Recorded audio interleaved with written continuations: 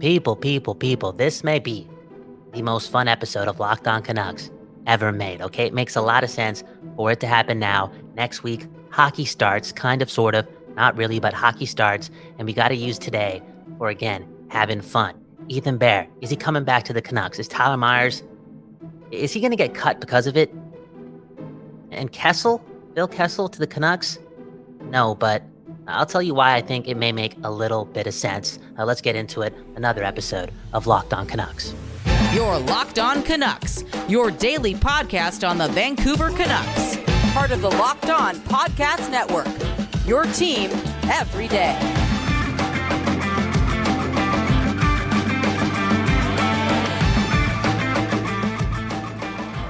Welcome to another episode of Locked On Canucks. My name is Kyle Bowen, and this show right here is the show where we give you your Canucks every day, and it's also brought to you by our friends at FanDuel Sportsbook. Yo, make every moment more with FanDuel, and I think they got something going on that's pretty cool. Okay, now listen to this. You can turn your $5 into $200 worth of bets, and I'm hearing that you may get $100 off an NFL package. Oh, we'll talk more about that in a bit. Okay, FanDuel really doing it for the people, the experience, adding to it. Speaking of the experience, no Trevor Beggs again today. He chose his family for the third straight day before he thought about you.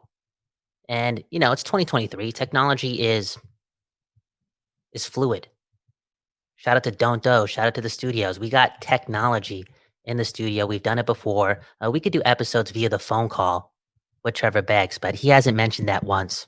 He hasn't mentioned that once, okay? And it makes a lot of sense because he's got his little one in his hands all the time, and rightfully so. You got to cherish those moments. Speaking of cherishing those moments, hit the subscribe button, hit the like button if you do enjoy the episode, and leave us a review wherever you listen to this on via the podcast format. The life, man, the life of a Canuck part-time slash full-time commentator. It's a dream come true. You got to find ways to bring something bring something new to the table every day. That prompt is enlightening, and I'm grateful for it. So here I was today, doing my thing after hearing that Trevor Beggs was going to bail on another episode. I was left on an island, and I had to do what I always do, and that's listen to the Halford and Bruff show. And they said a lot. They talked about Phil Kessel. I'm not going to play the clip because not a lot, not a lot of substance was said. Right? It's not going to happen. But do the Canucks need a guy as light as Phil Kessel in that dressing room? Do they? Do they? He seems like an accelerator in that program, right? Like he'd be an expert at it. Now, don't get me wrong, Hall of Fame talent, right? Phil Kessel, Hall of Famer. The story, the talent as well, for sure. But at this stage of his career, more often than not, he's a glue guy who happens to be a champion. He's not no Michael Delzato type of glue guy. He's Phil Kessel. Teams he's on win championships. And he's done it via the ice before, but last year in the playoffs with Vegas, he did it as a glue guy. Practically a black ace type of guy. You know what I'm saying? Now, would Vegas have won the Stanley Cup? Would they have done it without Phil Kessel? Probably. But we'll never know. And he was there. So I'm going to connect those dots. This guy seems to be, and we've heard it via the hockey world, seems to be one of the best guys, the best bros, the dude who keeps it light, one of those guys in the whole league.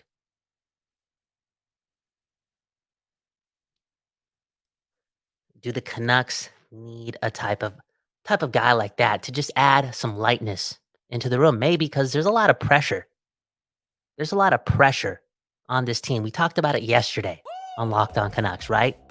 Can the Canucks meet pressure with pressure? That's what Tocchet wants to see, and that's what they got to do. And they got to do that ASAP. They got to come from the bottom to not towards the top, but get into that other tier. Not just one tier ahead of where they are right now, but maybe 2 or 3, and they have to make the leap that far right now. The Pettersson thing's on the line. They got skill. It's Vancouver. We deserve it. They got the pressure. Now, can they meet pressure with their own flavor of pressure? Again, tough to do, but maybe easier to do when you have a guy that's in the dressing room adding even 1%, 1% of unconditional energy towards optimism in the room based on personality, based on a joke, based on him being a guy like Phil Kessel. Could they do it? I don't think so. Do they need it?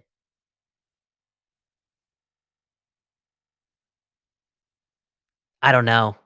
But do they have it? Do they have that guy in the room? I don't think so. Wait and see. Wait and see. On that note, waiting, right? In a couple minutes, we're going to talk about my thoughts on the Canucks' best prospect. And I think the answer changed today when I read something. And am I being a little delusional? I'm hearing these days delusion is the key to finding a solution. Am I being delusional? A little. Am I having fun on the last day of the off season for people like us, right? Next week, full time, Monday to Friday, we're back. Locked On Canucks, your Canucks, every day. Ethan Bear. Rick Dollywall dropped something. Okay, let's play that clip from Halford and Bruff. He'll sign when he's 100% healthy, but he's not there yet.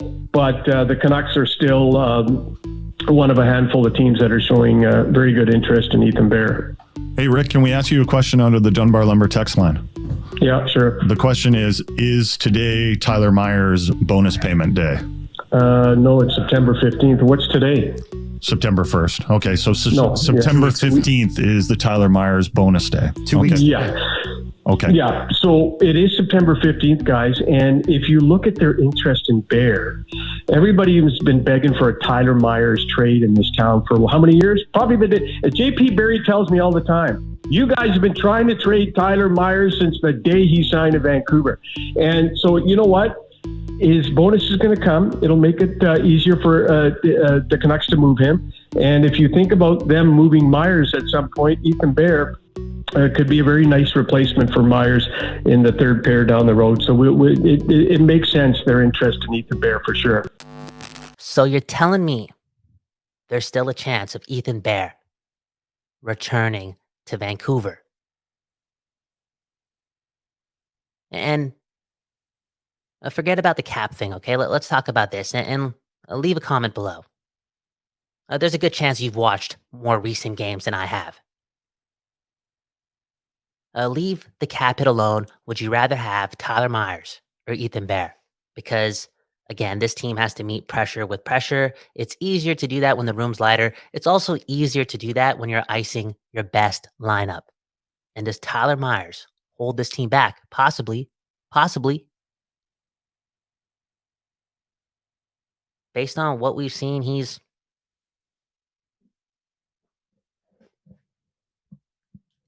been, well, what's the word I'm looking for? Not good. Is that a word? Again, can Ethan Bear replace / give you more than Tyler Myers can at the 6th spot? And if the answer is yes, the Canucks may waive Tyler Myers. Can they do that? I'm not the smart guy on the program, but 1 year left. It makes sense. I've been here in the past. I feel like they can do that, save a little bit of money, and bring in a guy like Ethan Bear. Now, they could also trade Tyler Myers, but based on the team's trajectory and what they got to do and the leaps that they got to take, I don't want this version of the Vancouver Canucks having to throw anything else into the pot via draft picks or prospects to get rid of Tyler Myers this year, okay? Be patient. Don't add anything to the table. It's all good. I know I'm kind of contradicting myself based on, if they're going to meet pressure, they got to ice the best lineup, blah, blah, blah. It's easier to alleviate the pressure when you have a better hockey team on your team. Does Tyler Myers hold you back? I know, contradicting myself, but it also it also makes no sense for, again, this team to add to the pot. They've done it too many times, and that type of solution is not just delusional, like overly delusional thinking. It's just stupid. It's a waste of time. It's not what we've done that before. That would drive me nuts. I can barely speak just thinking about it. I need a break. I think you need a break too. And on the other side, we'll talk about those picks, right? Let's talk about that Canucks prospect pool. But first, listen to this, okay? Shout out to FanDuel. Unbelievable. Get ready for the NFL season with incredible offers from FanDuel, America's #1 sportsbook. Right now, new customers can bet $5, and get $200 in bonus bets guaranteed. Again, this offer is available to new customers and all customers. We're talking about all you guys now. Will get $100 off NFL Sunday ticket and YouTube TV with what? A $5 bet. That's something else. Again, $100 off of NFL Sunday ticket from YouTube and YouTube TV. I said it right the second time. Now, it's the best time to join FanDuel right now. The app is easy to use and you can bet on everything from spreads to player props and more. So visit FanDuel.com/lockedon and kick off the NFL season with an offer you cannot ignore. FanDuel, official partner of the NFL. People, before we get back to the show, baby, I gotta tell you that new episodes of Locked On Canucks will be available wherever you stream podcasts and on YouTube at 4:20 p.m. for no reason at all, okay? New episodes every day at 4:20 p.m. Again, wherever you stream podcasts and on YouTube. Let's get back to the show.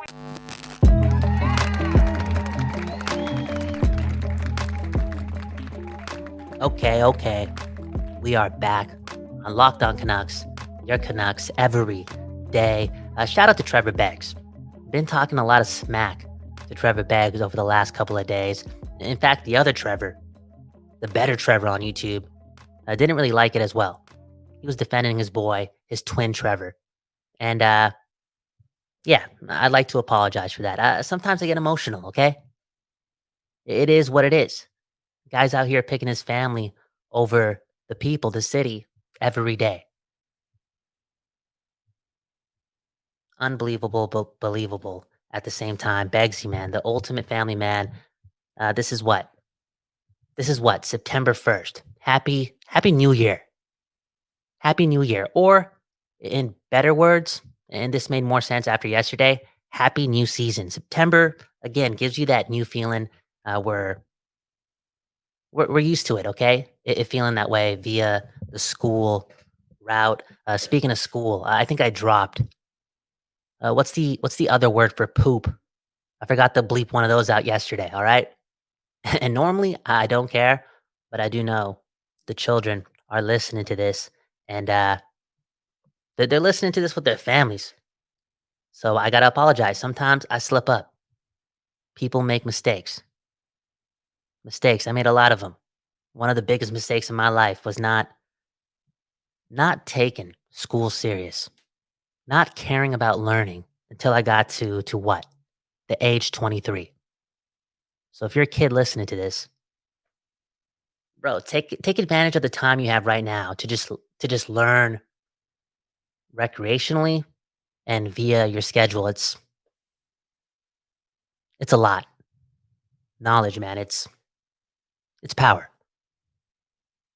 And knowledge is something that I lack when connected to the prospect system of not only the Vancouver Canucks, but the NHL in general. And that wasn't the case years and years and years and years and years and years and years and years. And years ago, back when I was just addicted to everything NHL, addicted to magazines, addicted to anything EA Sports NHL related as well. Just another easy way to evaluate slash pick up on prospect pools around the league. And yeah, I'm lacking on it. But elite prospects, they're not lacking on it. And they just released this, this right here. They ranked what the Canucks at number 20 out of 32, have them a little bit higher than most people, and they wrote about it. Cam Robinson, go check it out. I'll put the link in the bio below. Now, I didn't finish the read because are we still in a recession? Bell peppers are super expensive. Okay, if I want to read the rest of this, I got to either pay for it or wait till Trevor gets back. Maybe he has an Elite Prospects subscription. Okay, but what I did read left me thinking. Okay, and it left me thinking a lot. Cam recognized, even though he's ineligible for the ranking system, he recognized Niels Höglander as a prospect and a pretty good one still for the Vancouver Canucks. And, we were doing some comparing slash looking back at Phil Kessel and the Pittsburgh room. And this had me thinking more about that Pittsburgh room. And I know it's different, but is it kind of the same maybe if we're reaching for the peak of Niels Höglander? But again, that organization, they developed Rust and Gensel off of Pittsburgh. The Penguins, both those guys. Again, Rust and Gensel. Can't you see Höglander being somewhere in the middle, maybe on the low end of Rust, if it all pans out? And maybe Alvin and Rutherford see the same thing? Maybe?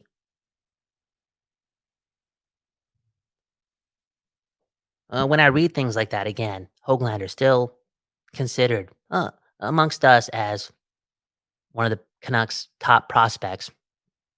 It has me thinking about, again, the peak, like what he could be. Is that recipe here? Because even though he has a lot of things to learn, you can see a lot of room for work rate to be consistently up game in and game out. You see that tenacity, you see that care. He wants the puck. You also see the skill, he has it. And then you see guys like JT Miller and Pettersson. There's an equation here to be made, right? There's a spell to be made here. For a Höglander to succeed, gain confidence, and reach his peak. 25 goals, 50 points, 60 points, 30 plus goals. Drink a lot of water. Life is long. Life is long. Again, Friday, yo. We having fun. The last one before work starts, man. Next week, Monday to Friday, the season sort of, kind of, not really starts, right? The off season is over. The new one is coming. And as excited as I am, wake me up when September ends, all right? For real. Wake me up. Because this is going to feel like a month full of assumption again. And it's all good. It is what it is. The organization, the Vancouver Canucks themselves, will be assuming a lot as well. But we all know that it gets really real in October. And we also know this time around, the players, the roster, the names, they're going to be held accountable only this time around. And that feels different. That feels different. And I think they're going to live up to it. They're going to meet pressure with pressure. More on that next week. Let's get to the final segment of the show, Comment Corner, my favorite segment of the show. Again, a fan first show. It's not Trevor Beggs' favorite segment. It's obvious. He's family first. I'm fan first. Balance. Yin yang, right? I think that's what they say. Anywho, you're listening to Locked On Canucks. Catch you on the other side.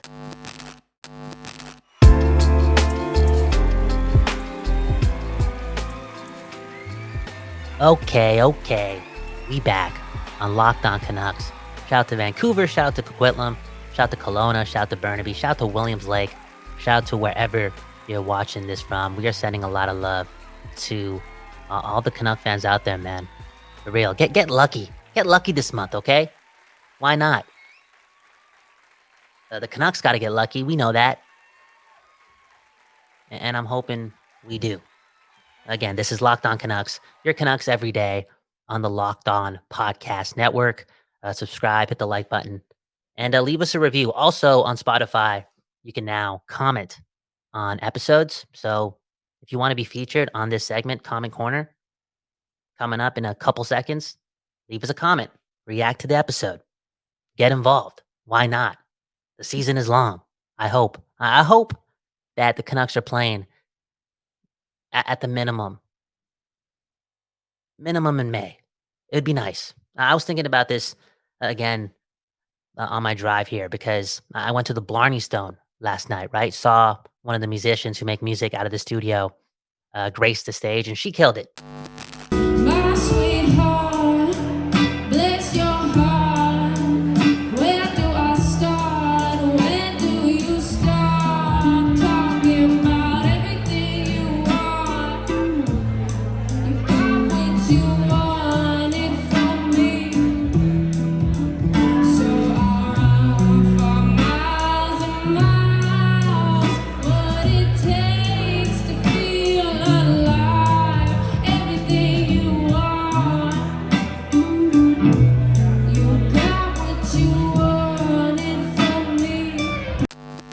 Again, she did an amazing job at the Blarney Stone. Speaking of the Blarney Stone, I never watched one Canuck game at the Blarney Stone in my 20s. And that feels like a damn shame. I feel as if I got ripped off. It's been that long since the Canucks were go to the bar good. You get what I'm saying? And we working out here. We penny pinching. You can only go to the bar when it really matters. I know the Canucks play 82 games a year. And you got to be a fan all the time. Dude, I'm not buying $10 beer for nothing. I got to feel something in my stomach. I got to feel nervous. It's got to matter. And throughout my 20s, it never mattered, really. And when it did, we weren't allowed to go to bars. The Blarney Stone, it feels as if it'd be the place to watch some hockey. I've always had unbelievable times / believable times. You know, if you've been there, believable times at the Blarney Stone. Anywho, let's get to the best segment on the show, Comment Corner. Welcome to Comment Corner, powered by Paraphrasing. This comment comes from our friend, the better Trevor. One of my favorite Pavel moments is a moment you probably haven't seen yet, Kyle. It is the one where he almost murdered the Dallas Stars player in 1994. All right. The other Trevor / the better Trevor on Canucks YouTube sent me that hit. I'll show you the hit right now. Move it out. Now Adams has it. Adams is checked again by Lawler. And then Evason knocks Ronning down in the corner. And then Churla with a solid body check, or Ludwig, I should say, on Bure. And then Bure takes a hit from Churla. And back comes McPhee with a long shot wide. Churla again. This time he's bumped by Babbage. Ronning spins McPhee around. Churla is down. And Babbage, look at this, elbow right to the head. I will tell you that will be a piece of video footage that will make it past the viewers. Bure against Dallas. I think the dude's name is Churla. I think so. And I read this comment and I get it. I understand, right? Kemp's thinking, you know, I've never seen that hit before. And it's all love. But at the same time, dude, come on. It's Kyle Bowen. the West Coast bias. It didn't just start in March of 2023. The West Coast bias started in 2001. I was addicted to Vancouver by 2002. That was 21 years ago. Why is that relevant? Of course, I've seen that hit 75,000 times before. A different era of hockey and a hit that would always stand out. I'm always going to remember that hit. Even if I ever get dementia, I'm pretty sure I might forget my parents' names, but I'll remember that hit. It's so interesting how you spend so much time at school. I got to end the show on this note, right? You spend so much time at school because you have to, right? Up until 18, pretty much. And I can only speak for myself. Again, didn't really care about learning until I got to 23, but you barely remember things that you were forced to learn. You barely remember the homework or the context of the homework or the context from these textbooks. Again, speaking to myself, but I'll remember stats and plays and jersey numbers and jersey names from 21 plus years ago. And then you can date it all the way back to the early 90s. And this dude, again, West Coast bias all over the room in my soul, can remember moments like Churla forever. Churla versus Bure. Am I saying the name right? I don't know. I got a problem with names. I got a problem with reading too. It is what it is. Hey, speaking of reading, this is Assisted Dying, written by Stephanie Green. She's from the West Coast, the best coast of Canada as well. It's a beautiful book, even though it has a really dark title. And I know it's been a little dark on the network over the last couple of days. We've been asking Canucks fans who, took the time to be on the show if they thought they would witness a Canucks Stanley Cup before they died. I know, again, a dark question, but a question we have all thought about. And I'm thinking about it again a lot. Prior to, again, the new season, I'm feeling away. This book, This is Assisted Dying, a good book. Another book that features death in the title is that one on the Canucks. Is it called a 1,001 things, 101 things Canucks fans got to know before they die? I'll put the link to it in the bio below too. You could probably get it at the thrift store for $4, and it's an amazing gift to any sports fan / Canuck fan. Should I get out of here? Probably. Okay, that was another episode of Locked On Canucks. Shout out to Don't Doze. Shout out to FanDuel, man. FanDuel really doing it for the NFL fans this time around.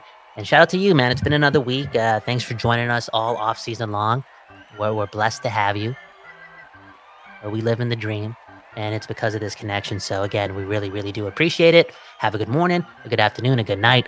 We don't know when you're listening to this, but hey, I'll see you on Monday. Maybe with Begsy. Peace.